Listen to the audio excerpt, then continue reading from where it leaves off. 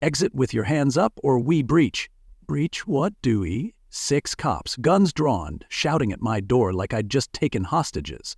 All because I painted my barn red. That's not a metaphor. I mean literal, honest-to-God barn red like every farm calendar you've ever seen.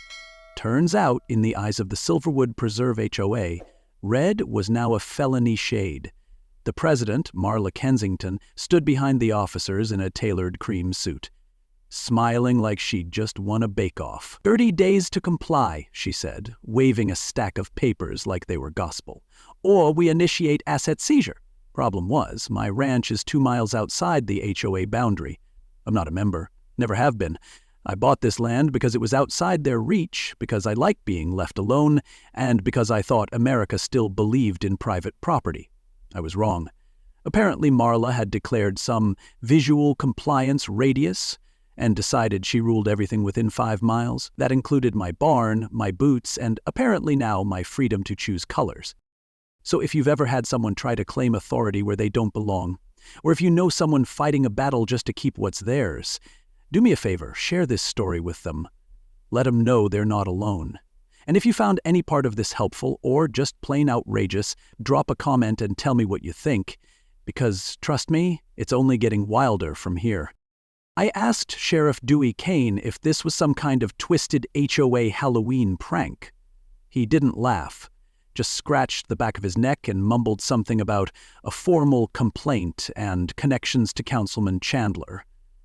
I looked at him the way you look at a friend who's helping you move but starts charging by the hour. Dewey, I said, this land isn't under any HOA. You know that? And he did. Hell, he helped me unload the barn doors himself 3 years ago. But he looked at Marla like she had dirt on him. And odds are, she did. My neighbor Darla June, who owns more Wi-Fi equipment than the local news, was already live streaming from her porch, narrating like it was a true crime doc. Y'all, they're here about the barn. He painted it red and now they're trying to take his whole ranch. I'm telling you, this is a mess. 10,000 people were watching, then 20. By the end of the hour, it was 100,000 and climbing. That's when I realized Marla didn't just want the barn fixed. She wanted a show. She strutted around like she was the sheriff of taste, pointing at my prairie grass, my wooden fence, and even my old Dodge pickup. All in violation, she said, like she was checking off sins. You've brought down the value of every home in a 3-mile radius. I told her the fence was over 100 years old and my grandfather built it himself. She rolled her eyes. Sentimental isn't the same as suitable. I swear, if Martha Stewart ever joined the mafia, she'd look just like Marla. Sheriff Kane tried to explain something about enforcement leeway, which sounded like legal code for, I don't want to be on her list. I could feel the heat rising in my neck. You people build some vinyl palaces with 3-car garages and now you think you own the dirt under my boots, I asked. Marla stepped closer. Perfume first, attitude second. You can either repaint that barn or start looking for a new home. That's when I knew this wasn't about color, it was about conquest. 5 minutes later, my phone buzzed with an email from Silverwood Legal Counsel. Subject line, Notice of Legal Action, 30 days to comply. I opened it with the kind of sinking feeling you get when the IRS sends something thicker than 1 page. Failure to comply will result in property forfeiture, it said. The violations: too much native grass, fence disrepair, red barn coloration, and improper truck storage. Improper truck storage?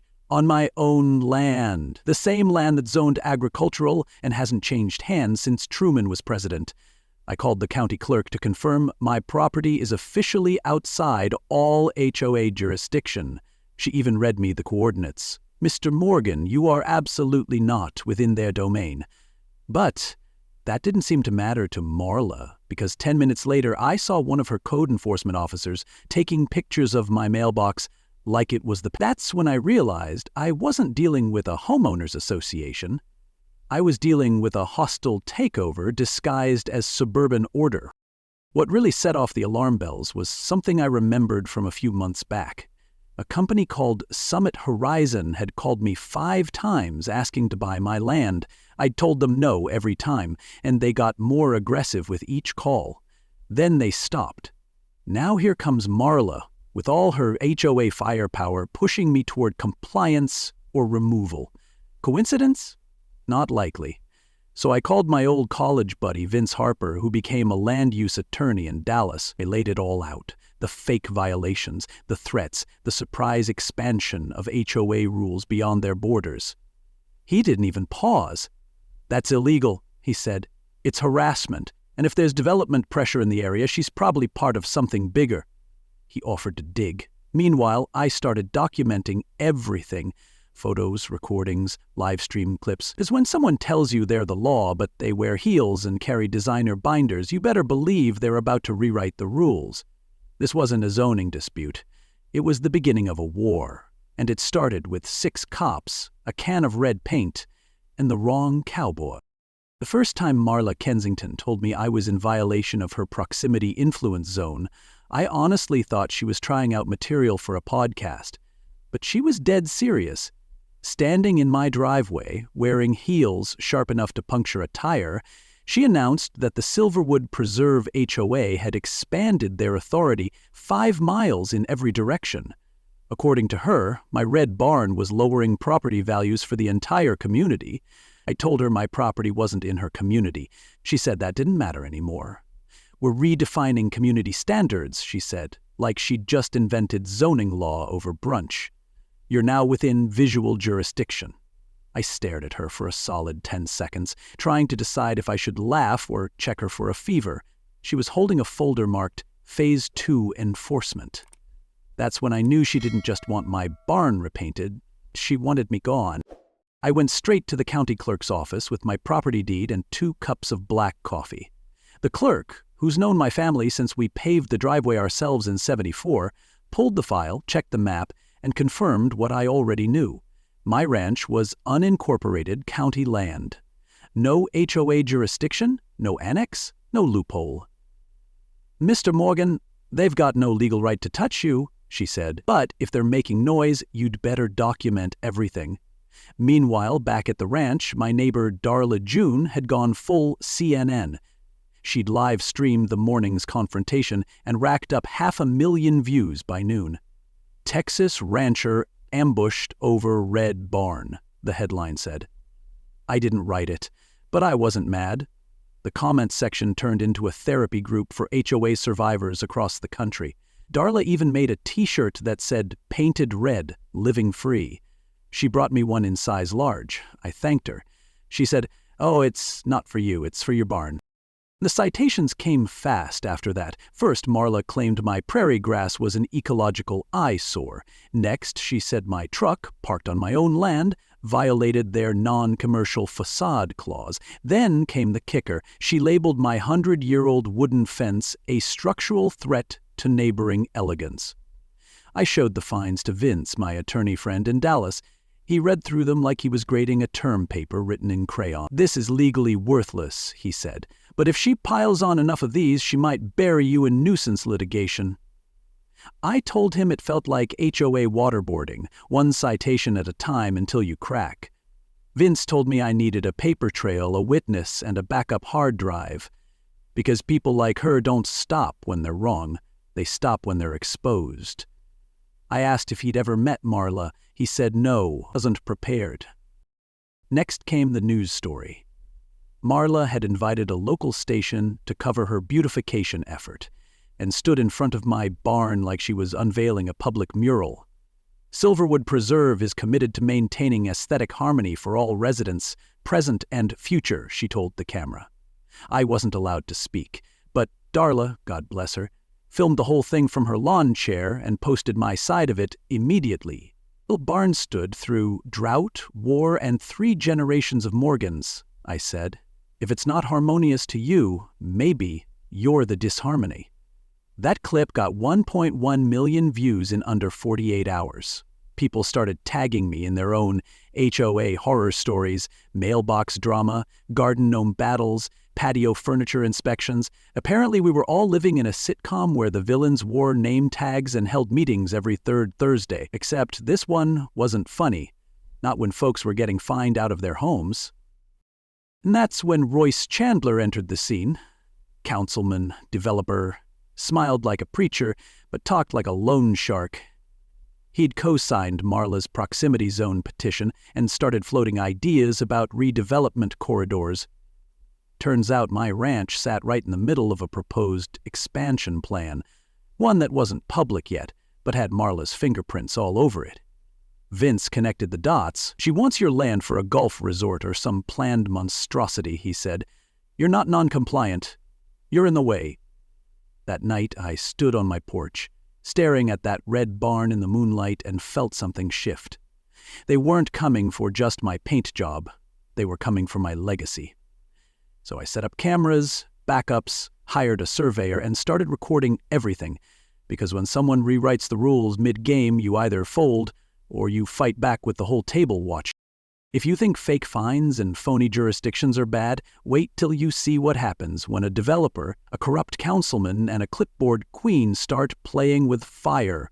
Literally. This story's just getting warm. Make sure you subscribe so you don't miss what Marla does next, because when power gets desperate, it stops pretending. And if you know someone who's ever been bullied by an HOA, send them this story. We're not just telling it, we're building something bigger. Comment below with your own experience or tell me what you want to see next. This next part?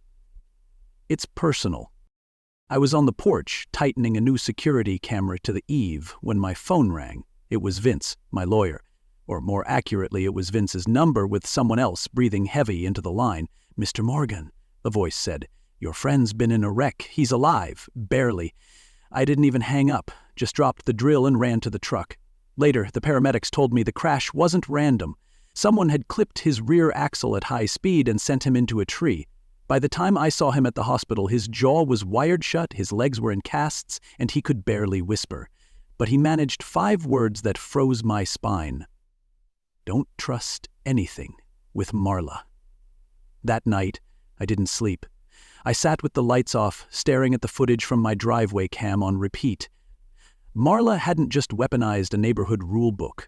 She'd gone full outlaw in a pantsuit. And trust me, it was about to get worse. The next morning, I found 2 garbage bags full of roofing nails and moldy siding dumped across my fence line. The footage showed 3 men in Silverwood Preserve uniforms unloading the mess, one of them flipping off my camera like it was a family tradition. I posted it immediately. Darla June added commentary and uploaded it to her stream. "If this ain't harassment," she said, "I'll eat my sun hat." The video passed 2 million views in a day. The HOA denied involvement, of course, but the timing couldn't have been more obvious if they'd mailed me a receipt. The following day, a landscaping crew rolled up, uninvited, and started hacking branches off my live oak, branches that sat 3 feet onto my side. When I stopped them, they handed me a fake work order, signed by Marla herself. "Public safety maintenance," it claimed. I stared at the sap bleeding from the bark like it was crying. My wife, God rest her, used to sit under that tree every morning. I hadn't felt this kind of anger since the funeral. And just like grief, it didn't pass quickly. That same night, I was jolted awake by a sound I'll never forget. Wood splitting, glass shattering, and fire cracking like gunshots. I ran to the window and saw orange glow lighting up the sky. My barn, my family's barn, was on fire, not smoking, not smoldering, burning like it had a vendetta. I grabbed a hose, useless as it was, and sprinted. That's when I heard it. A scream. High, muffled, inside. I dropped the hose and bolted through the side entrance, the heat punching me in the face like it had something to prove. Inside the smoke, I found Kayla Brenta, Marla's assistant, tied to a beam with duct tape and zip ties. Her eyes were wide, her face streaked in soot, and her voice barely made it through the smoke. "Help!" she whispered. I wrapped her in a wet blanket from the trough and pulled her out as the roof gave way behind us. We hit the grass like we'd fallen out of the sky, gasping and shaking. She looked at me with the kind of fear that says, "This goes deeper than you know," and she was right. Later, as Kayla was loaded into the ambulance, she gripped my wrist and whispered, "She wanted it all gone, even me." Then she passed out. Rosa streamed the whole thing. Between my smoke-covered face and Kayla's bruised wrists, the video went nuclear. "They tried to kill her," Darla June said on the feed, crying as she held up her phone. "This ain't HOA drama, this is criminal." The stream passed 3 million views in hours. Comments flooded in. Journalists called. A podcast wanted to book me. I didn't care. I was focused on one thing, making sure this woman, this queen of concrete control, never hurt another soul again. That barn didn't just burn. It howled, like the soul of Texas was screaming out for someone, anyone, to fight back. And whether I liked it or not, that someone was now me. That night, I watched the barn smolder until sunrise. Ash floated across the property like dead butterflies. I found a charred piece of timber with my grandfather's initials still faintly visible and held it like a flag. I buried it next to my wife's grave that morning. "They're not just after my barn, Em," I said. "They're burning everything we built to cover up what they've done." I knew Kayla had more to say, and I knew it had to come out before Marla buried it, along with anyone who stood in her way. Because fire doesn't destroy secrets, it just makes the truth shine brighter when the smoke clears. Kayla showed up 3 days after the fire, pale as paper, moving like every breath hurt. She clutched a flash drive like it was a live grenade. "This," she said, "is everything." Inside were emails, audio files, spreadsheets, 3 years' worth of HOA dirt. Secret meetings, embezzled dues, forged election results, threats, bribes. She even had recordings of Marla mocking residents, laughing about driving families out. But one clip stopped me cold. Marla's voice, crystal clear. "Burn the red barn. If she's in it, that's her fault. I want the symbol gone." I couldn't breathe for a second. It wasn't just about paint or pride anymore. It was attempted murder. And I had the evidence in my hand.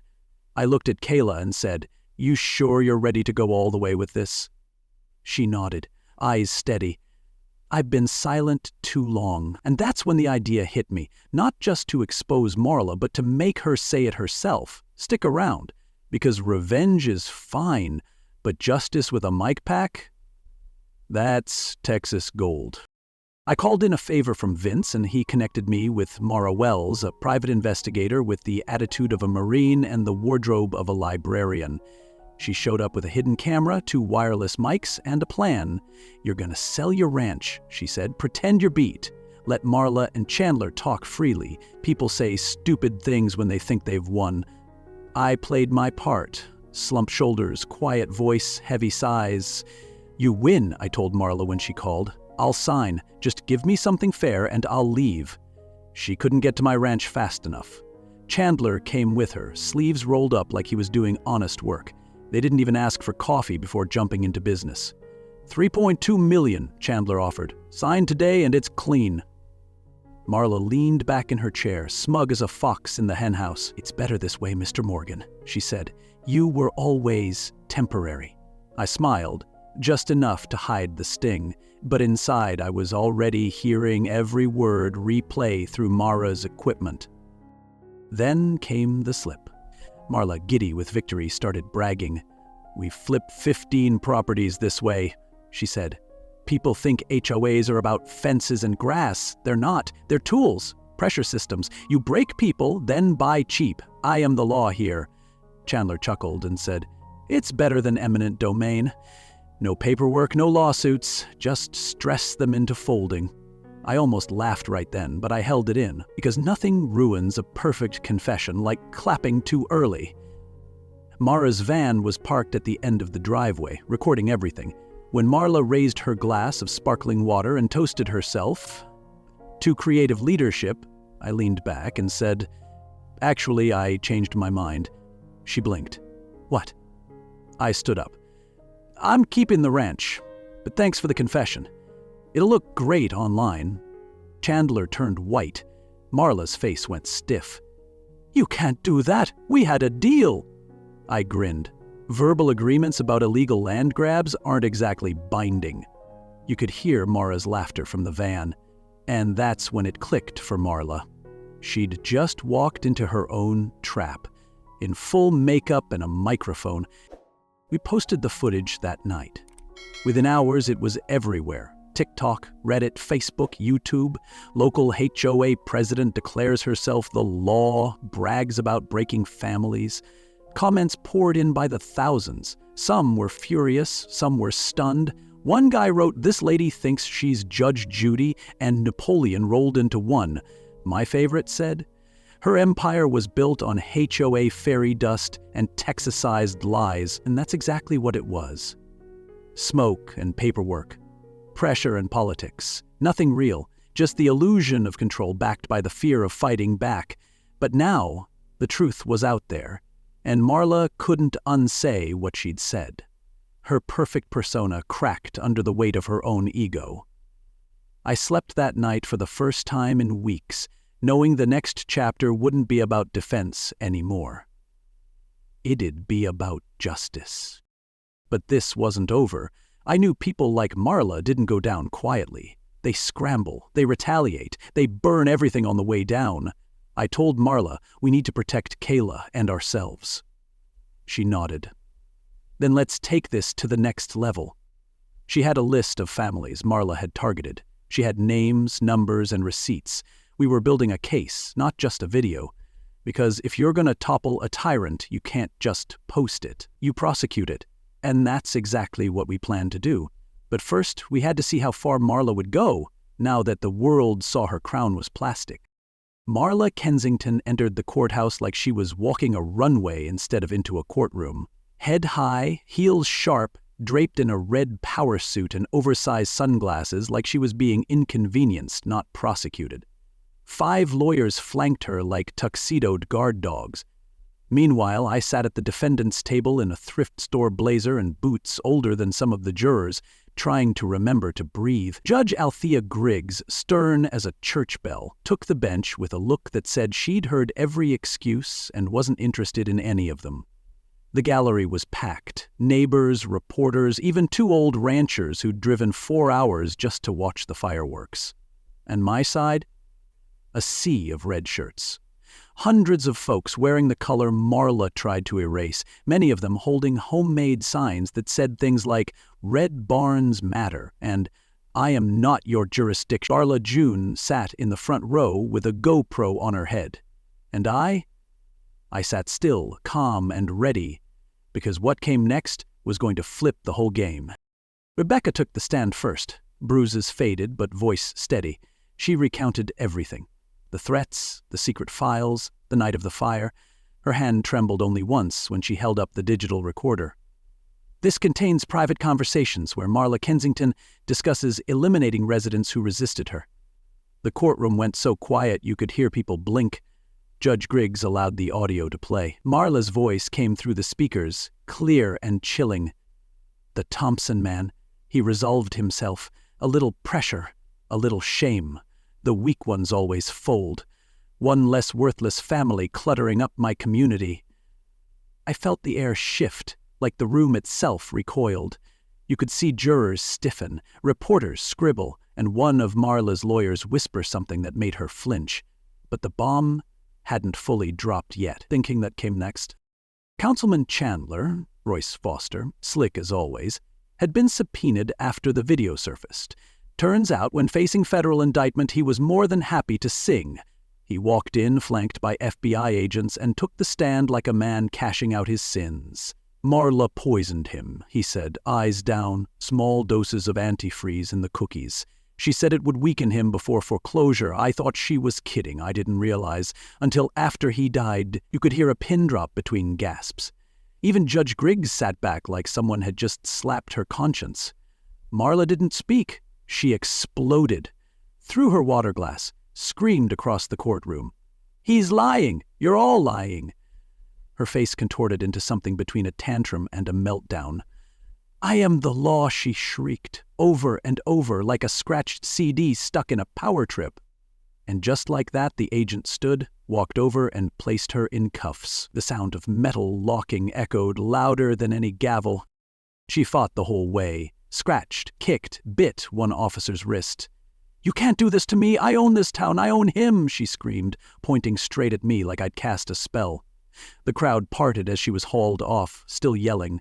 I watched her heels drag across the polished floor like broken ice skates. My neighbor Harold leaned over and whispered, "She came in here with Gucci. She's leaving with a mugshot." I nodded. And probably an ankle monitor. Outside, the crowd erupted like it was the 4th of July.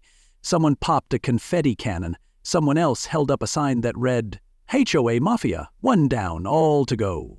Darla's stream crossed 4 million views in 24 hours, but what mattered more was the look on people's faces. Relief, pride, justice. The kind you don't get often and almost never in court. Judge Griggs, steady and unmoved, brought the gavel down and declared the civil suit dismissed with prejudice.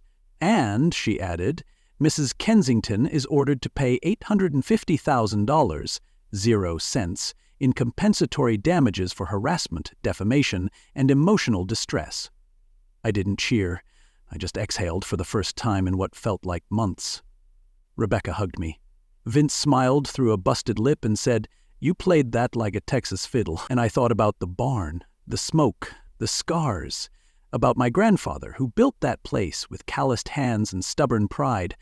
Marla thought she was the law, but in the end she was just another bully with a clipboard, and Texas doesn't kneel to that. She may have screamed all the way to lockup, but what we uncovered next made everything else look small. Subscribe now. Because the roots of this scheme ran deeper than anyone knew, and if this trial gave you even 1 ounce of hope, share it with someone who needs to hear that justice still works. Sometimes it just needs a red barn and a whole lot of backbone. Leave a comment and let me know, what would you have done if it was your land on the line? Because the final chapter, let's just say the ashes weren't done talking. The day that check cleared, $750,000, 0 cents in compensatory damages, courtesy of Queen Marla's downfall, I stood on my porch with the paper in one hand and a cup of black coffee in the other, staring at the scorched ground where my barn used to stand. Most folks would have bought a new truck or maybe vanished on vacation. Me? I bought lumber and a mission. Within a month, with half the county pitching in, we'd rebuilt the barn from scratch. Same shape, same bones, but this time, it wasn't just storage, it was a symbol. We called it the Liberty Shed, though folks still called it the Red Barn because we painted it the same damn color that started it all. Bright, unapologetic, freedom red. And guess who showed up on the first paint day, roller in hand and eyes lowered? Councilman Royce Foster. "I know I can't undo the damage," he said, voice dry as toast. "But maybe I can help patch some of it." I handed him a brush. "Paint slow. This barn's got history now." We turned that land into something more than a ranch. The front lot became the site of the Liberty Market. Every Saturday, local farmers, bakers, and kids selling lemonade pitched tents on my property like it was a town fair. Mara Wells set up a free legal aid booth on the porch, giving advice to folks who'd been crushed by HOA fines and housing scams. One couple from 3 counties over drove 2 hours just to get a copy of a form Mara had written by hand. "Y'all saved our home," they said, tears running down their cheeks like they'd just walked out of a courtroom, free. Every week, someone new stopped by just to say thank you. Folks who used to feel alone, now surrounded by a community that knew what it was like to be bullied by a clipboard. Because in the land of the free, no Karen gets to rule by clipboard, not anymore.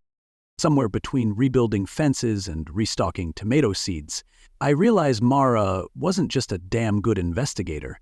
She was the kind of person you want beside you when everything else falls apart. We'd been through legal fires, actual fires, and more lies than a political fundraiser, and she never blinked. So I asked her the only question that still scared me. "Want to build something that lasts?" She looked up from a table of zoning paperwork and said, "I thought we already were." We got married under the new barn's archway. Same spot where my granddad used to hang saddle gear. Darla June officiated, streaming the whole thing, of course. The cake was carrot. The band played Willie Nelson, and the guest list, anyone who'd ever been fined unfairly, evicted unjustly, or told they couldn't plant sunflowers in their own damn yard. You better believe the RSVP count was over 300. The ashes of that first fire, we used them to mix the mortar for the new welcome sign. Mara had it engraved with a simple phrase, "Freedom lives here." We also started the Red Barn Defense Fund, a nonprofit helping folks fight back against HOA corruption across the state. Within 6 months, we'd helped 47 families file lawsuits, stop illegal foreclosures, and win back fines they never should have paid. Turns out when you give people tools, they don't just fix fences, they fix systems. The media called it the Red Barn movement. I just called it doing the right thing. Because injustice doesn't care how small it starts. It grows, quietly, sneakily, legally. Until someone says, enough. Well, we said it. With hammers, with paperwork, and yeah, with a little barbecue. Every second Saturday we host what's now known as Brisket and Balance, a fundraiser/celebration/therapy session. Old Henry mans the grill, Foster handles the trash bags, and Mara reads success letters aloud under a string of lights we strung from the barn to the oak tree they tried to chop down. And me, I walk around, check the propane, shake hands, and remind folks of one thing. No HOA owns your soul. You do. We even saved a seat for Marla. Not that she'd come. She's got 7 more years in federal prison before she sees daylight. Word is, she tried to start an inmate housing committee in there and got shut down by a woman named Big Rhonda. You can't make this stuff up. Looking back now, I don't think this story was ever really about paint. It was about pressure. How quietly it builds, how loud it gets when you finally say no. Marla thought power came from titles, from money, from fear. But real power? It's what happens when regular folks decide they've had enough. It's neighbors with lawn chairs and camera phones. It's an assistant brave enough to walk away from silence. It's a man standing on scorched dirt, deciding that ashes aren't the end, they're the beginning. I lost a barn, sure, but I gained a purpose, and in the process we all built something a whole lot bigger than lumber and nails. We built a line in the sand. This story wasn't just mine. It belongs to anyone who's been pushed around by people who hide behind rules they invented. Anyone who's been told to shrink, to shut up, to sign here and surrender. So if you're still listening, maybe you've faced your own Marla. Maybe you've stood on your own patch of land, feeling like the last sane person in a world of fake power and real greed. If that's you, let me say it plain. You're not alone. And you're not crazy. The barn wasn't the problem. The barn was the excuse. And sometimes the best thing you can do is paint it red and dare them to come for it. So what did we learn? We learned that the law isn't just something written. It's something lived. That justice isn't handed out by suits and courtrooms, but built by people who refuse to give up. We learned that silence protects tyrants and sunlight exposes them. And maybe most of all, we learned that standing together beats standing down. Every time. I didn't win because I had money or lawyers or friends in high places. I won because I had truth, and a town full of folks tired of watching bullies win. That's what made the difference. That's what made it matter. And if no one's told you lately, your barn's beautiful, keep it red.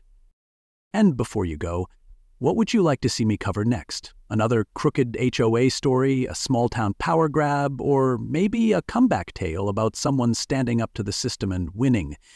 Drop it in the comments. I read every one, and the best stories always come from real people like you. Your ideas help shape what comes next. So if you've got a story that needs telling, or a lesson worth sharing, tell me about it. Like, comment, and hit that subscribe button so you don't miss what we dig up next. And hey, maybe share this with a friend who's one code violation away from grabbing a pitchfork. We've got more stories coming, and they're only getting bolder.